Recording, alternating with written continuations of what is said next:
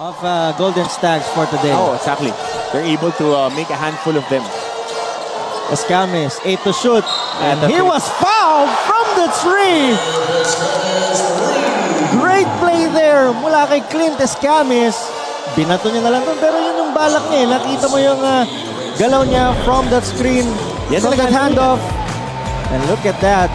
Clint Escamis for a chance to do a 4-point play here.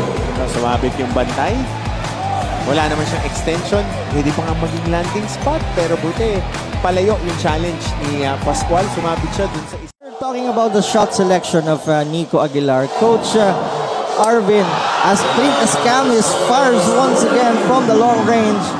Going back to Nico, Coach Arvin is saying si Nico, titira kung titira. It's all about the shot selection for Nico Aguilar. Yep, kung ano yung mga spots that he can make shots. Pero ito, ultra green light. Kung ultra green light, konting sayaw-sayaw.